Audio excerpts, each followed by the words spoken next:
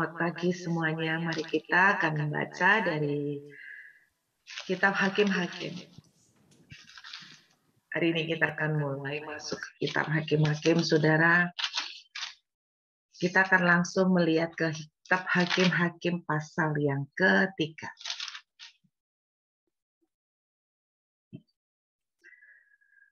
Ada 12 hakim dalam masa-masa hakim-hakim ini yang dipilih oleh Tuhan untuk memerintah bangsa Israel. Dari 12 ini ada satu yang perempuan, yaitu Deborah. Tapi hari ini saya akan mengajak kita belajar tentang satu hakim. Bukan hakim yang pertama, tapi kita akan langsung lompat ke hakim yang kedua. Hakim yang pertama adalah Otniel, yang merupakan menantu dari Kaleb, saudara. Seperti saya cerita kemarin bahwa Kaleb itu merebut Hebron, dan di dalam selanjutnya ada salah satu daerah kecil yang merupakan bagian Hebron juga yang direbut oleh Kaleb, dan dia memberikan sebuah undian, sebuah challenge. Dan ketika challenge ini dilemparkan, yang mengambil challenge ini adalah seorang yang bernama Otniel, yang kemudian menjadi menantunya, yang dia beri Aksa sebagai istri untuk Otniel. Dan kemudian kita akan melanjutkan ke Hakim-Hakim pasal 3 mulai dari ayat yang ke-12. Tetapi orang Israel melakukan pula apa yang jahat di mata Tuhan. Lalu Eglon, Raja Moab, diberi Tuhan kuasa atas orang Israel oleh sebab mereka telah melakukan apa yang jahat di mata Tuhan. Saudara perhatikan, setiap kali orang Israel berontak, setiap kali orang Israel melenceng dari Tuhan, maka ada musuh-musuh datang dalam hidup mereka. Bukan karena Tuhan yang jahat, tetapi karena tudung perlindungan Tuhan diangkat dari hidup mereka. Nah, kita lihat juga di sini dalam kitab Hakim-Hakim itu kita akan melihat bahwa orang Israel itu up down, naik turun, kadang melenceng, musuh keluar lagi, Tuhan bangkitkan lagi seorang hakim-hakim, dan ketika hakim-hakim dibangkitkan, orang Israel itu jadi lebih baik sehingga aman. Kalau dipikir-pikir, jadi orang Israel ini benar-benar, kalau bahasa saya itu gini, kekristenannya itu bergantung sama orang. Jadi kalau ada yang mimpin baik, maka mereka akan jadi bagus. Ntar kalau nggak ada yang dipanutin, mereka jadi murtad. Saudara, kalau dipikir-pikir, kalau kualitas kita seperti orang Israel, wah gawat, saudara. Kita itu kekristenan atau api kita tuh bergantung sama orang. Jadi repot kalau kayak gini.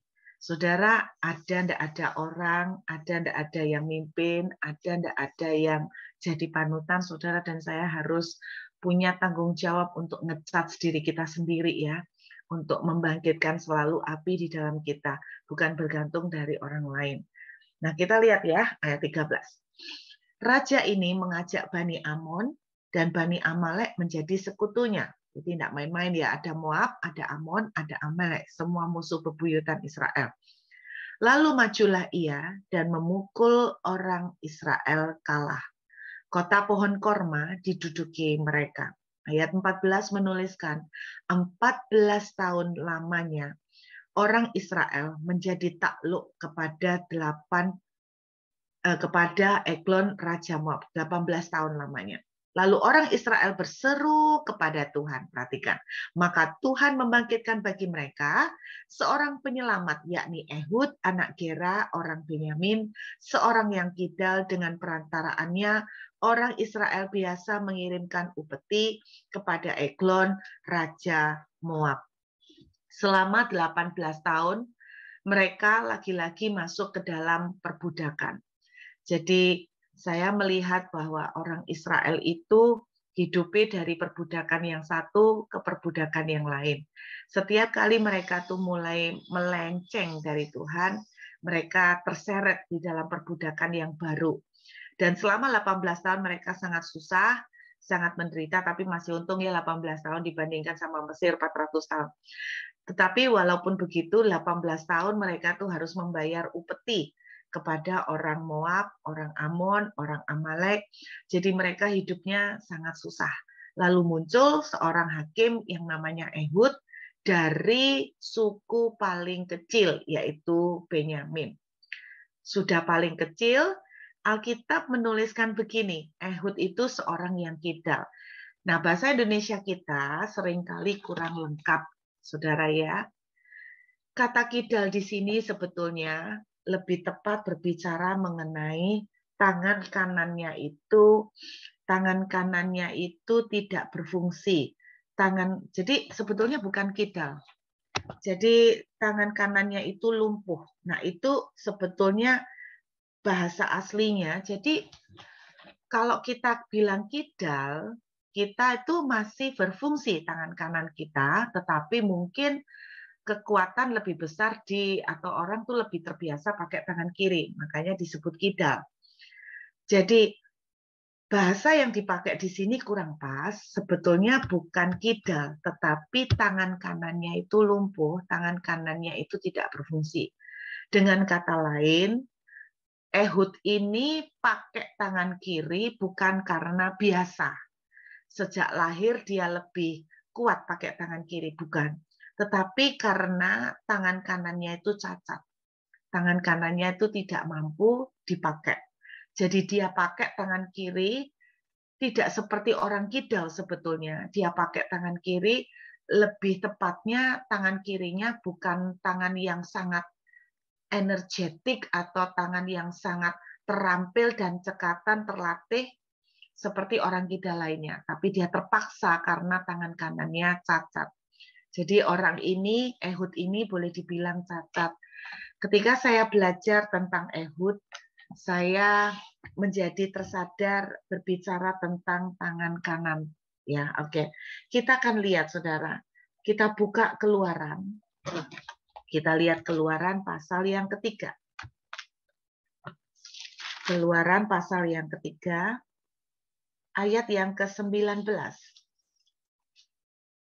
Sampai dengan ayat yang ke-21.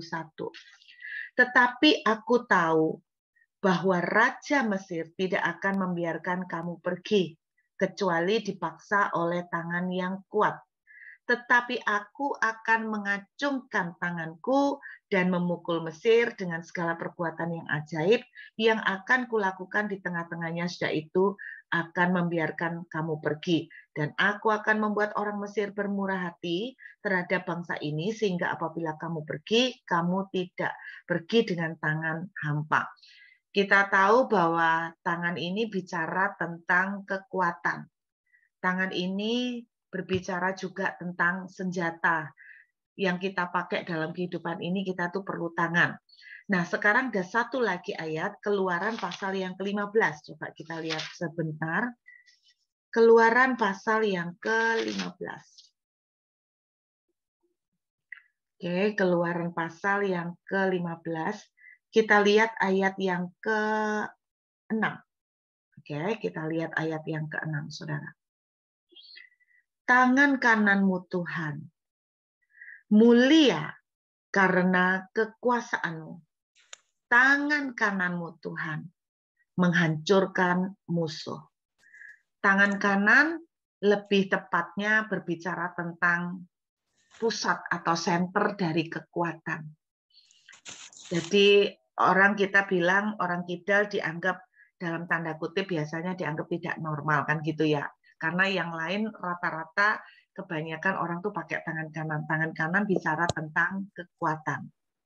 Kemudian saya diingatkan mengenai tangan kanan. Berarti Ehud ini betul-betul tangan kanannya itu cacat, tidak berfungsi, atau bahasa aslinya itu sebetulnya menceritakan dia itu lumpuh. Dengan kata lain, kekuatan Ehud itu lumpuh. kekuatan Ehud itu hilang. Ehud itu tidak punya senjata kekuatan. Pada waktu saya membaca tentang Ehud, ada sesuatu yang profetik yang Tuhan itu berbicara. Tuhan itu katakan begini, saudara. Saya sudah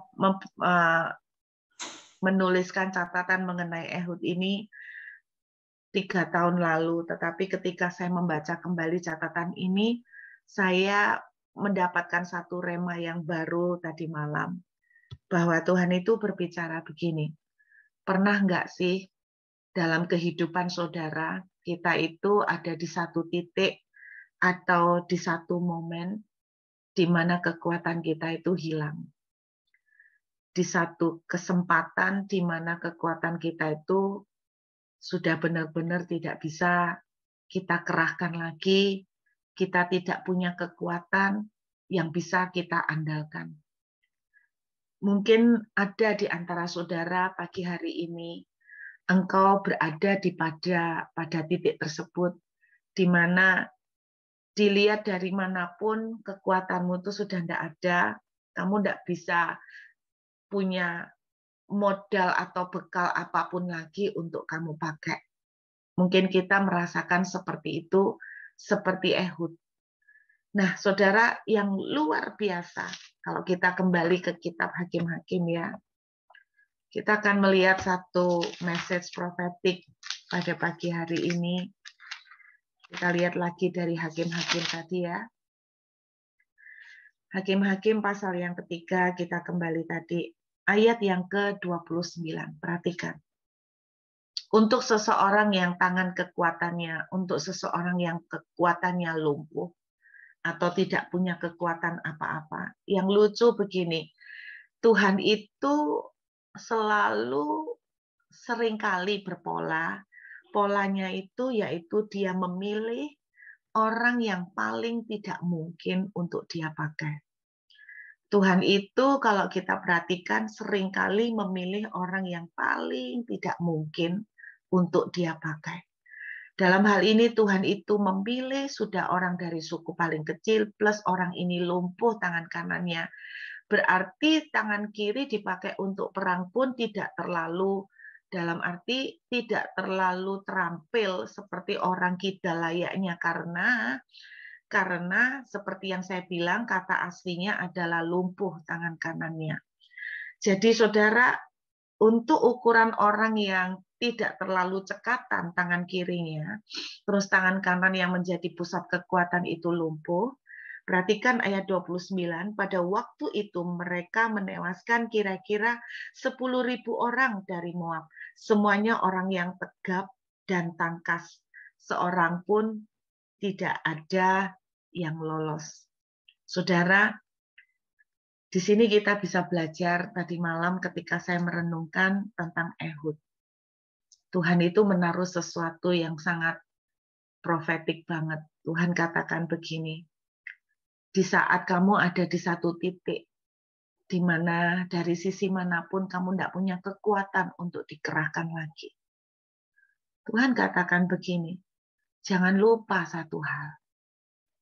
Kamu mungkin nggak punya tangan kanan yang memberikan kekuatan, tapi kamu punya tangan kanan Tuhan. Ada tangan kanan Tuhan yang akan menjadi kekuatan yang luar biasa. Saudara, Keluaran pasal 15 tadi menceritakan bahwa tangan kanan Tuhan bicara tentang kekuatan. Tangan kanan Tuhan bicara tentang kemenangan. Setiap kali di Alkitab pemakaian tangan kanan, Yakub memberkati anaknya dengan tangan kanan. Setiap kali tangan kanan ditulis, itu berbicara tentang kekuatan Tuhan, tentang kemenangan yang dari Tuhan, tentang Tuhan yang akan berperang buat kita. Kalau pagi ini saudara ada di satu titik di mana kekuatanmu itu sudah terbatas, bahkan sudah tidak punya kekuatan, dilihat dari sisi manapun, dari arah manapun, nggak ada modal untuk berperang, nggak ada kekuatan sedikit pun yang tersisa untuk berperang. Saya ingin mengingatkan satu pesan Tuhan pagi hari ini. Jadi ini merupakan pesan profetik ya. Dengarkan baik-baik. Jangan lupa, kamu tuh bukan pakai tanganmu saja. Tapi aku, Tuhan, itu bersama dengan kamu. Jangan lupa, ada tangan kananku. Mari kita lihat Yesaya 41. Ayat yang ke-10. Ini pesan Tuhan buat saudara pagi hari ini. Yesaya 41 ayat 10. Kalau saudara, saya boleh minta masing-masing di tempat saudara, yuk kita baca sama-sama Yesaya 41 ayat 10, 1, 2, 3. Janganlah takut, sebab aku menyertai engkau. Janganlah bimbang, sebab aku ini Allahmu. Aku akan meneguhkan, bahkan akan menolong engkau. Aku akan memegang engkau dengan tangan kananku yang membawa kemenangan. Amin. Tangan kanan berbicara tentang kemenangan. Tangan kanan berbicara tentang kekuatan. Tangan kanan bicara tentang berkat.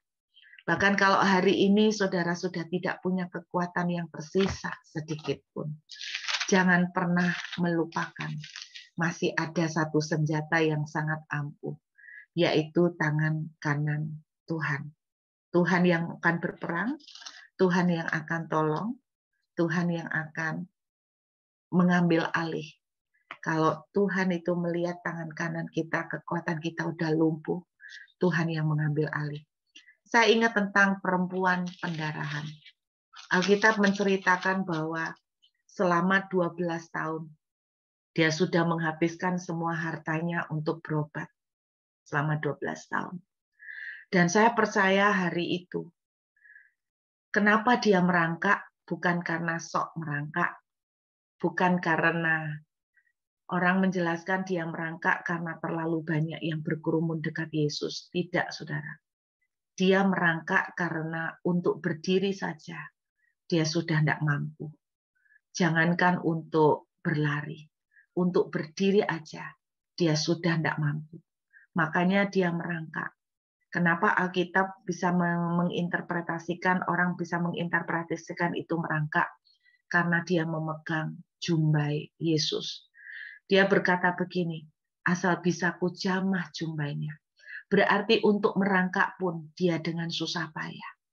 Apakah kondisi saudara bahkan sampai titik seperti wanita pendarahan? Bahkan untuk merangkak pun seperti sudah kehilangan kekuatan dan daya. Dengarkan. Asal ku jamah jumbainya, aku sembuh. Ada tangan kanan Tuhan yang masih ada di atas kita. Karena saudara dan saya anak-anaknya. Lagu pujian yang pertama tadi diceritakan kalau Tuhan aja take care atau bertanggung jawab atas bunga bakung di ladang, atas burung-burung di udara. Saudara dan saya anaknya, miliknya.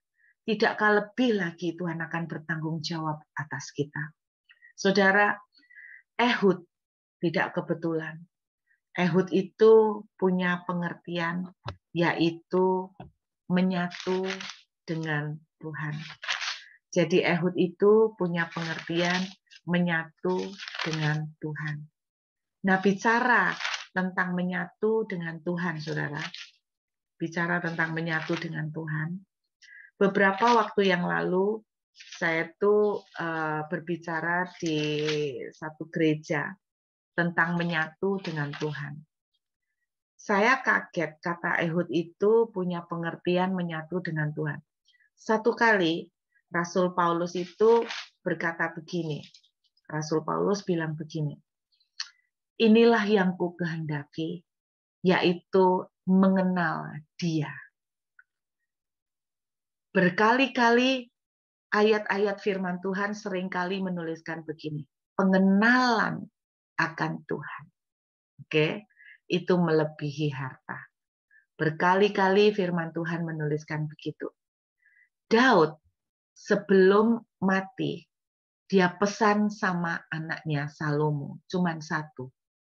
Dia bukan pesan begini, nak, Jangan lupa catatan deposito apa aja yang Papa punya, udah Papa tulis, Papa taruh di brankas.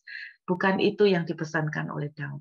Cuman satu yang dipesankan oleh Daud, kenalah Allah ayahmu.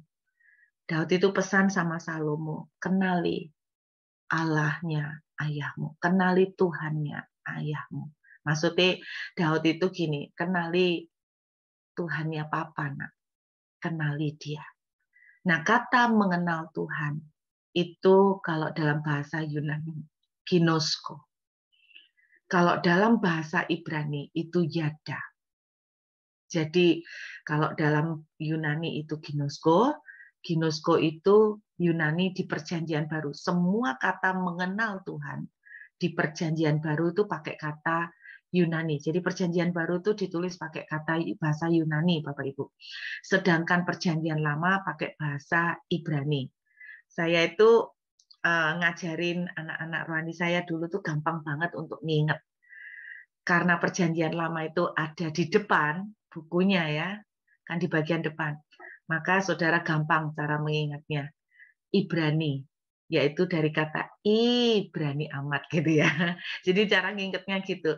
Ibrani berarti Perjanjian Lama yang ada di depan itu pakai kata Ibrani.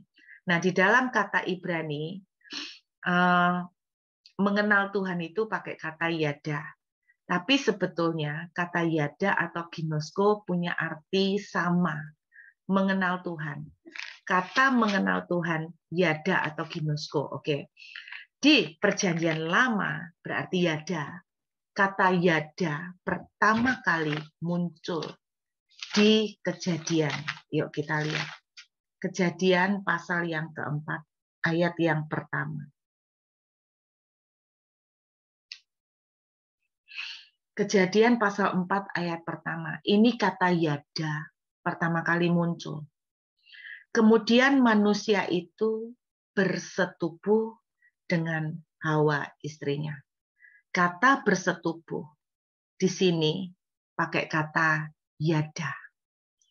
Jadi mengagetkan ya, kata mengenal Tuhan itu aslinya dari kata bersetubuh. Jangan berpikir yang negatif ya. Tetapi pengertian yang Tuhan maksud di sini adalah mengenal Tuhan. Tingkat keintimannya dengan Tuhan itu seperti suami dengan istri. Nama Ehud artinya menyatu dengan Tuhan. Itu mempunyai pengertian seperti Kejadian 4, yaitu menyatu dengan Tuhan. Yada. Saudara, saya menemukan definisi yang bagus sekali mengenai yada ginosko mengenal Tuhan. Yaitu begini, tidak ada jarak. Saya suka sekali kata-kata itu. Tidak ada jarak, face to face. Tidak ada jarak. Saudara, namanya tidak ada jarak, 5 cm pun jarak ya. Kalau saya menaruh sebuah kertas 5 cm dari depan saya, itu pun sudah sebuah jarak. Tetapi kata ginosko atau yada mengenal Tuhan, itu artinya tidak ada jarak. Saudara Ehud tidak punya kekuatan sama sekali untuk menghadapi peperangan. Tetapi nama Ehud punya pengertian menyatu dengan Tuhan. Tidak ada jarak. Ketika saudara dan saya tidak ada jarak dengan Tuhan. 1 inci pun tidak ada jarak. Maka tangan kanan, kekuatan Tuhan akan turun atas kita. Seperti atas Ehud, tangan kanan Tuhan akan turun atas kita. Dan ketika tangan kanannya turun, tidak ada siapapun atau apapun yang akan tahan di hadapannya. Berkali-kali ketika tangan Tuhan sudah mulai turun, hati-hati. Tidak ada musuh yang bisa bertahan sedikit pun. Kuncinya sederhana, tidak ada jarak dengan Tuhan. Kalau saudara berkata begini, saya merasa rada renggang sama Tuhan. Nah, berarti saudara menjaga jarak. Kita boleh social distancing sama orang lain di masa pandemi. Tetapi kita tidak pernah boleh social distancing sama Tuhan. Apapun alasannya. Mau sumpek kek, mau nggak bisa mikir kek, mau pikiran lagi galut. Saudara, jangan ada jarak. Kalau saudara berkata, aku mulai renggang, berarti saudara sudah mulai ada jarak. Tidak ada jarak dengan Tuhan. Pagi hari ini, mari introspeksi, apakah engkau dengan Tuhan ada jarak? Saudara jawab sendiri. Ketika engkau ada jarak, maka saudara, engkau akan lihat. Ketika engkau ada jarak, tangan kanan Tuhan tidak akan turun. Jadilah seperti Ehud. Tangan kanan Tuhan turun karena Ehud menyatu dengan Tuhan. Orang menyatu dengan Tuhan, kata bersetubuh dengan suami istri itu kan berarti tidak ada jarak. 1 inci pun tidak ada jarak. Oke? Jadi pagi ini tidak ada jarak. Amin.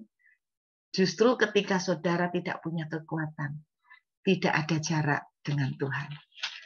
Kita kembali lagi ke kitab Hakim-Hakim, pasal yang ketiga. Kita lihat lagi Hakim-Hakim, pasal yang ketiga, ayat 16. Dan Ehud membuat pedang yang bermata 2, yang panjangnya hampir sehasta. Disandangnya lah itu di bawah pakaiannya, pada pangkal paha kanannya. Saudara, semua yang ada di Alkitab itu tidak ada yang kebetulan. Saudara ingat kalau bicara tentang pangkal paha kanan. Siapakah Anda tahu yang dipukul pangkal pahanya? Yaitu Yakub. Lalu ketika dia bergulat dengan malaikat, kemudian pangkal pahanya dipukul, pangkal paha kanannya. Pangkal paha itu sama, saudara. Berbicara tentang kekuatan sendiri, berbicara tentang arogansi, kesombongan. Ketika Yakub dipukul pangkal pahanya, sebetulnya Tuhan itu berkata, jangan lagi pakai kekuatan. Jangan lagi mengandalkan kehebatanmu. Jangan kamu merasa bahwa kamu bisa. Jangan kamu merasa bahwa kamu mampu. Saudara, Ehud menaruh pedang bermata 2 di pangkal pahanya. Yang menjadi kekuatan Ehud, dia tidak ada jarak dengan Tuhan. Dan dia berbekal, hanya berdiri di atas firman. Saudara mungkin hari ini tidak ada lagi kekuatan yang saudara dan saya bisa kerahkan. Apapun persoalan yang sedang terjadi, tidak ada kekuatan. Tetapi pesan Tuhan pagi hari ini, jangan ada jarak dengan Tuhan. Banyak orang ketika sumpek, ketika suntuk, mereka tidak bisa berdoa. Saudara justru membuat jarak. Anda dan saya kalau mengambil keputusan seperti itu, kita salah besar. Jangan ada jarak. Taruh firman, berdiri dengan firman, tetap berdiri di atas firman. Saya mendengar kesaksian beberapa hari yang lalu, seseorang bercerita bahwa dia mempunyai anak kedua itu mempunyai telinga tuli total. Dan dia cerita bagaimana selama 6 bulan dia itu berdoa dalam bahasa roh, berdoa dengan bahasa lidah. 6 bulan dia bilang, saya berdoa tidak berhenti-berhenti, saya sering kali berbahasa roh, dan satu modal saya berdiri di atas firman Tuhan. Saya berdiri di atas firman Tuhan. Dia bilang, tidak mudah menjalani 6 bulan. Tidak mudah, karena apa? Setiap kali selalu datang report dari dokter yang mengatakan bahwa kondisi telinga anaknya semakin parah. Setiap kali selalu dia dapat report bukan yang positif tapi yang negatif. Tetapi dia berkata begini, saya sangat diberkati ketika dia sharing. Kita harus berdiri terus di atas janji Tuhan. Kalau Tuhan sudah berjanji, ya dan amin. Memang takes time, butuh waktu. Tetapi saya tidak mau berhenti. Dan akhirnya tiba-tiba setelah 6 bulan, ketika anaknya dibawa rutin ke dokter, dia juga kaget ketika mulai mendapati anaknya, "Loh kok bisa mendengar?" Kemudian dia periksakan dan dokter juga terkejut. Dokter tidak bisa menjelaskan, anaknya sembuh total dari pendengaran yang tuli. Saudara, belajar pagi ini tidak ada jarak dengan Tuhan. Berdiri di atas firman.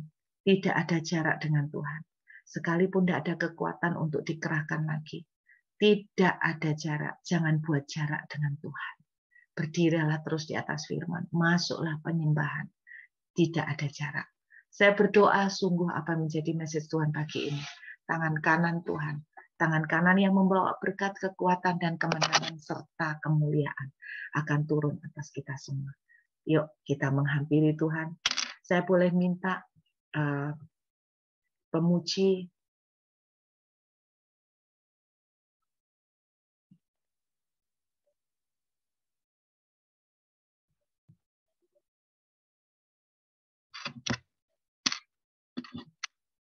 yuk kita menghampiri Tuhan pagi hari ini. Thank you Jesus, thank you.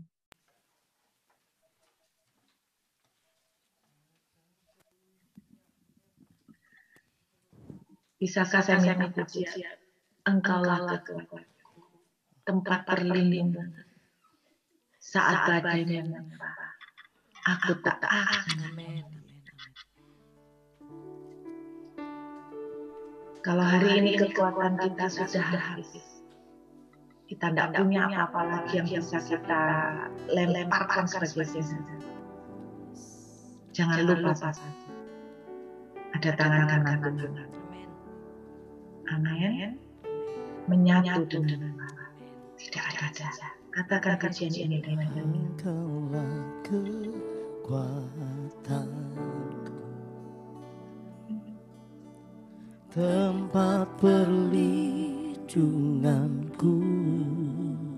Mari katakan ini dengan saudara. Saat badai menerpa, aku tak akan goyah. Aku tak akan goyah, sebab kau sertaku.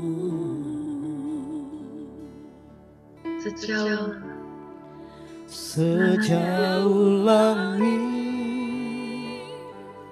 dari bumi, begitu besarnya kasih. Saudara tidak sendirian. Penuhi hati kami Tuhan bertanggung jawab atas rindu menyembah lebih saudara dan saya seperti di mana buah hati milik kepunyaan dari bumi, begitu besarnya kasih-Mu.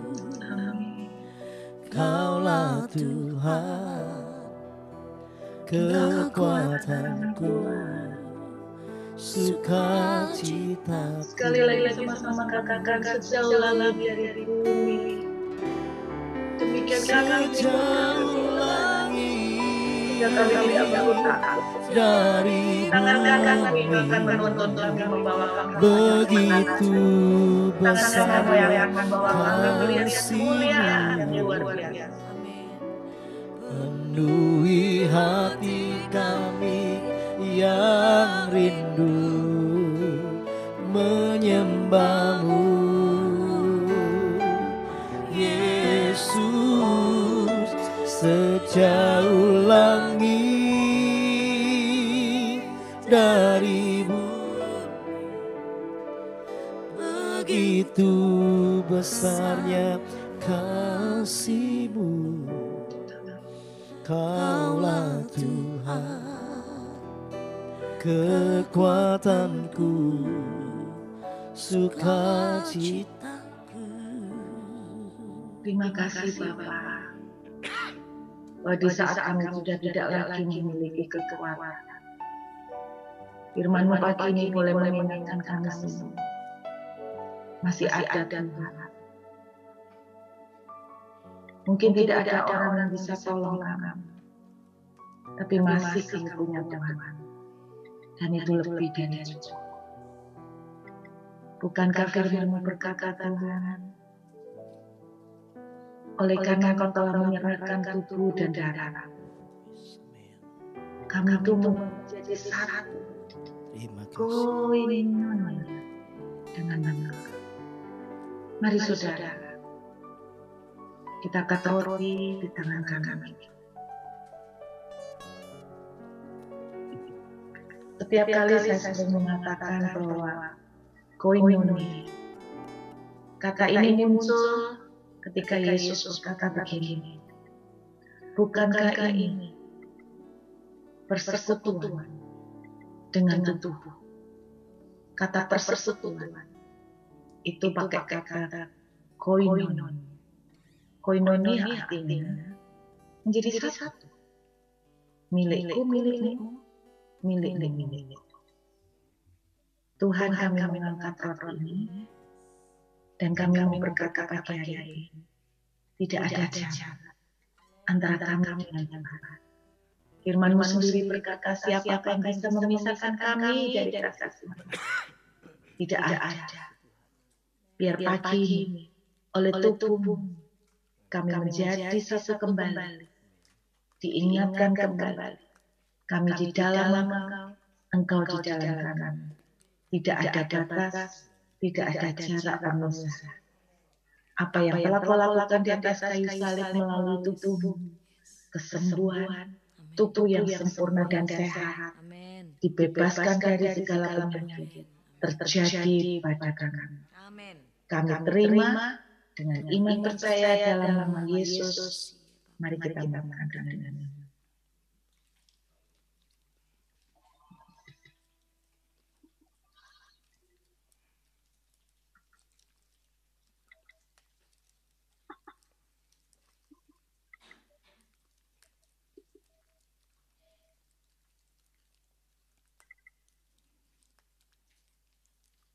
Mari kita angkat anggur di tangan kanan.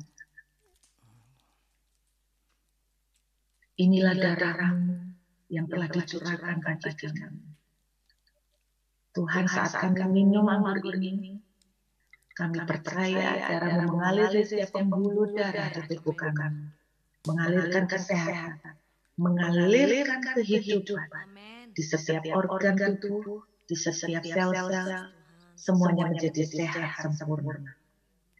Dan kami percaya kami telah dibebaskan dari kutuk kematian, kutuk kemiskinan, kutuk keturunan, semuanya telah dihancurkan dan dilepaskan dari kehidupan kami. Kami minum dengan percaya di dalam nama Yesus. Mari kita minum dengan Yesus.